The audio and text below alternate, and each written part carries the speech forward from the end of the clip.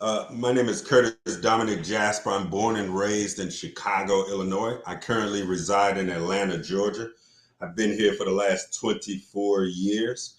And I serve professionally as a psychologist and a psychoeducator, which means I teach about mental health and emotional wellness more so than treating mental illnesses and mental disorders.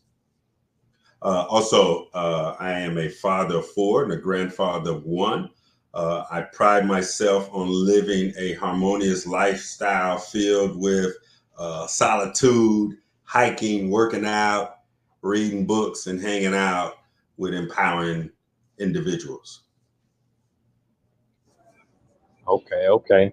Um, I guess my next question is you had kind of mentioned a comparison between mental health versus mental illness. What exactly is the difference? Because it's been a lot of talk about it lately post COVID. But prior to COVID, I guess maybe a lot of people were experiencing a lot of the things that they have been experiencing. Yeah, so there are illnesses that which are created as a result of mental challenges, right?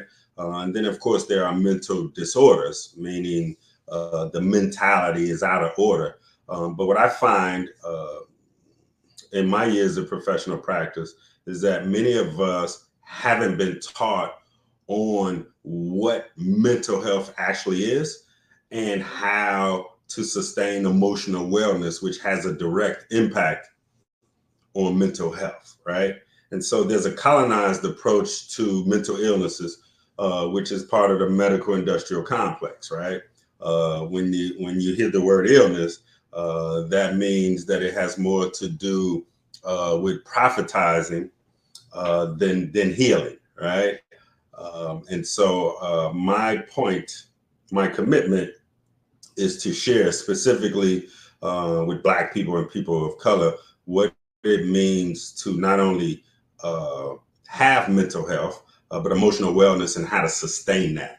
So I don't deal with the illness part. I have colleagues that do. My specialty is not how to treat symptoms of illnesses. My specialty is how to instill helpful tools and strategies to address the root causes more so than the effects. Okay. Now, I can ask you, now what are some of those root causes? And I'm interested in Black men's mental health in particular. Well, the number one challenge is racism, right? Let's get straight to it. Racism induced stress and anxiety, right? As Black men, we are born into an existence that systematically is designed against our prosperity, right? And so there's a lot of things. So we show up in a chaotic situation just because that we're Black, right? And it shows up in different school educational, obviously, health and well, any industrial complex. There's an underbelly of it not being sustainable for Black men in particular. That's my knowingness, right? That brothers are challenged with a colonized approach to mental health, meaning we are reared to be stoic, to be providers and protectors. And we hear this all the time online. What we are not reared to be from an African spirituality standpoint is leaders, is fully expressed human beings who happen to be in Black male form. And so my position is to educate and dispel some of the myths and the erroneous information that's floating around online spaces. Okay. Now, if you could you go into some of those myths? Because it's like we in the age of information. We got a computer in our hand, but sometimes when we on social media, Instagram, TikTok, we flooded with so much stuff, and a lot of people don't really know what to believe. Yeah, I mean, a lot of things we just kind of, it takes on a life of its own because it becomes trendy, right? Particularly after during and after COVID, right? It used to be toxicity. Then it went to toxic masculinity, and now we're trying to circle back to say, black male mental health, black men mental health, and so all of those, in my opinion, are just code words for not necessarily the black man needs help, although we definitely do. But the black man is still dangerous and he needs to be fixed, right? That's the undertone, right? The black man is dangerous, whether we say he's toxic or hyper or toxic masculinity, or he lacks vulnerability, right? And so we associate the myth of vulnerability means showing up, expressing a feminine side, a softer side, and that's, that's a fragment of what it means to be vulnerable, right? Vulnerable means to be open. It actually means to be human.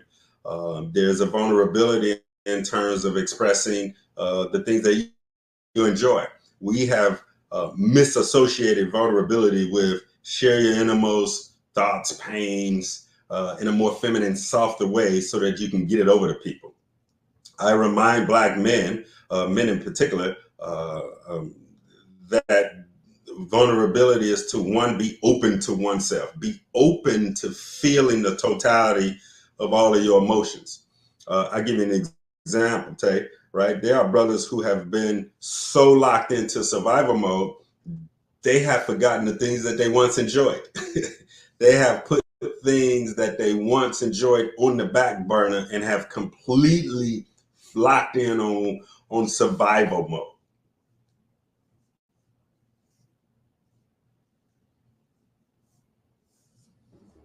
Yeah, definitely, definitely.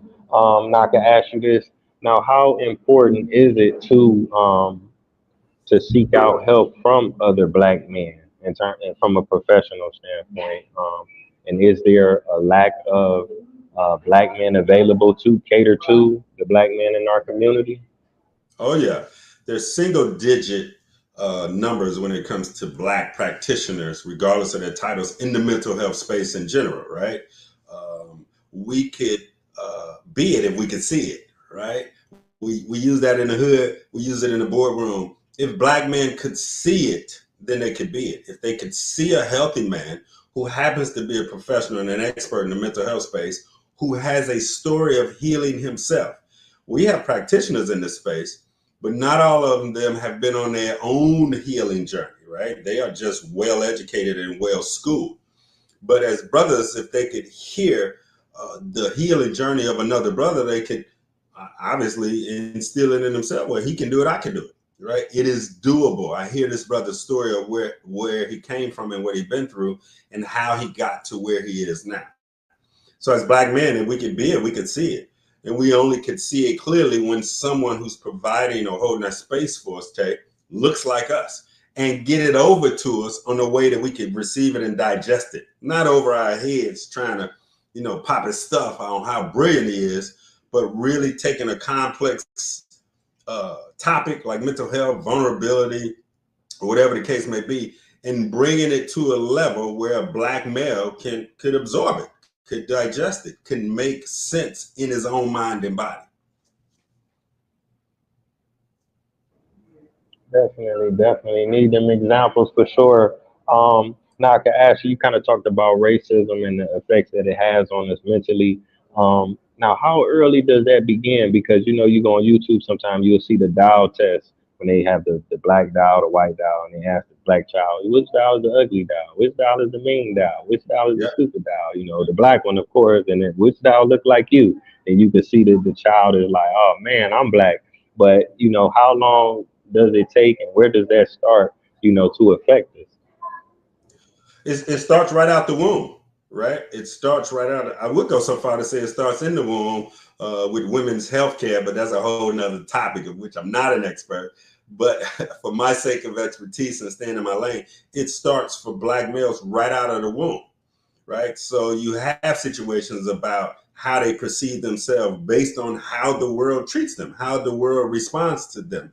And they get those seeds planted right out the womb and they water throughout lifestyle. And it's exacerbated when they get into the schoolhouse, right? A black boy, the minute he gets into a formal school setting is when that labeling data collection starts. So if he's not able to sit in his chair still and absorb information, which is built on a middle class white power structure, then they start with the labeling, right? He has a behavior disorder or ADHD that starts because it goes against his natural nature. So now he's internalizing the fact that even as early as pre-K, kindergarten, first and second grade, that he is broken to the world and he needs to be fixed, right? And so it starts in the schoolhouse, out the womb, reinforced in the schoolhouse. And oftentimes when I work with black men years later, many of us, including myself, are still recovering from those childhood wounds, right? That were, instilled in us because of who we are and how school systems have not been able to manage the reactions or the responses of black males. Sometimes it's a teacher, sometimes it's another student, but it's like almost, no matter how much you reinforce your children, you could teach them right from wrong or teach them this and that, but once you send them out that door, especially into that school, they're going to be confronted and exposed to so many things. But is it anything that we could do? Do we don't send them to school, or do we just prep them for what's to come, or do we build our own schools, or is it anything we can do?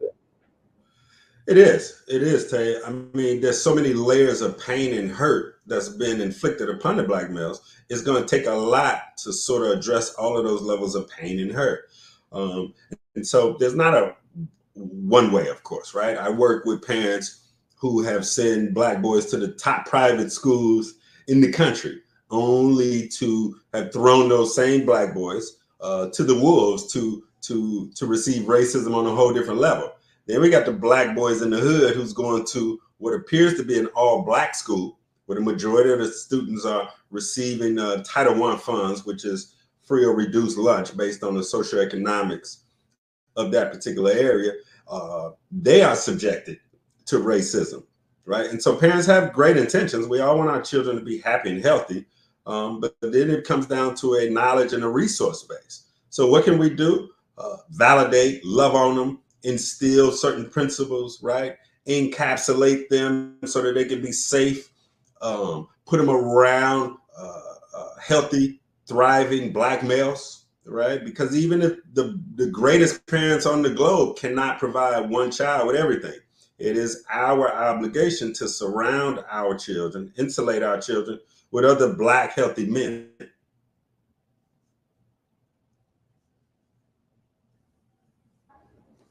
Yeah, yeah, definitely, man. I had a teacher, I was in high school. I always thought he was racist, but it was a situation where his wife was working at a school district next to ours and they was on strike or whatever.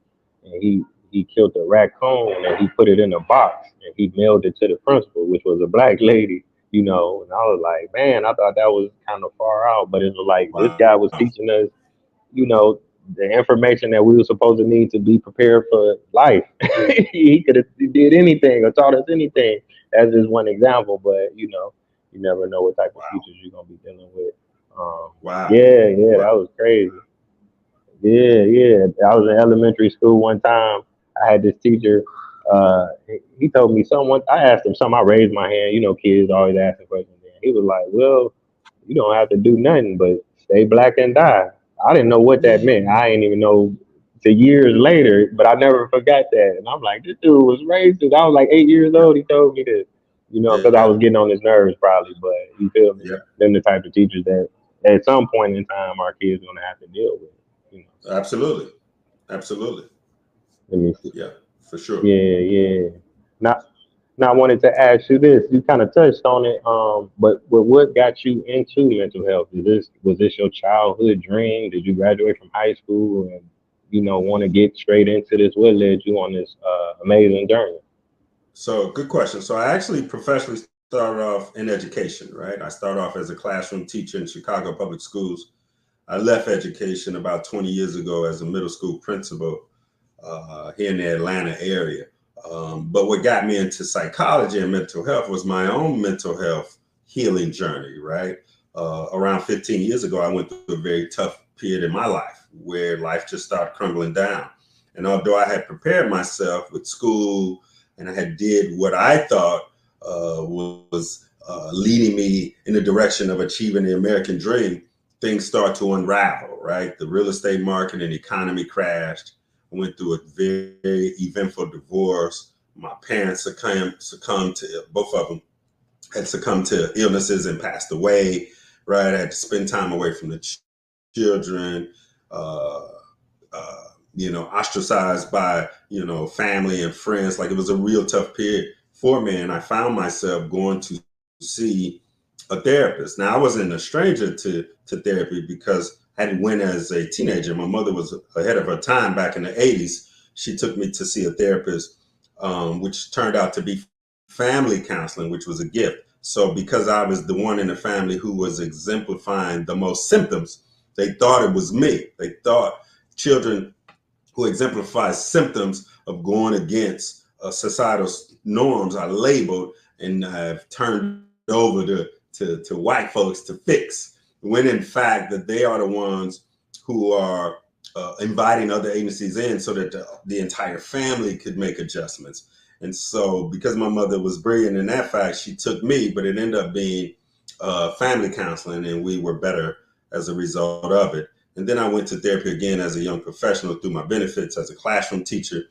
And then I found myself years later, when life got tough, going through 5 different therapists. And it was the 5th therapist which told me that part of my healing journey would be to become a mental health practitioner and help other Black men heal. And that's what I did. So that's it in a nutshell. There's a TED Talk out there that kind of goes into my story a little more about that. And so, yeah, that's my history. So I'm still on my healing journey, and I remind Black men that this is a journey we'll all be on. And so my job now is to continue on my own healing trajectory and to pay it forward as I go by helping other brothers. Wow, that's amazing. Yeah, I definitely got to check out that TED Talk. That's definitely one of the best ones I've seen thus far, man. I tip my hat to you Appreciate for you. sure. Appreciate you. No doubt, no doubt. Now I can ask you, so for the viewers who kind of want to follow you, outside of YouTube, obviously you got videos on there. Do you do like seminars or consultations or courses or anything of that nature? Yeah, I do. I do. The website, drcurtisdjasper.com, is the online hub, but I'm very active on social media. Instagram, I am Dr. Kurt, and all the other platforms as Dr. Curtis D. Jasper. Simple Google search. But I'm very translucent, right? We say transparent, I say translucent, right? I don't want you to see in me. I want you to see through me in terms of what's possible for oneself. And so I make it my obligation to show up online and just share information, not only from my expertise, but my experience. I got a few books out there on Amazon. I do one-on-one and family and couples counseling.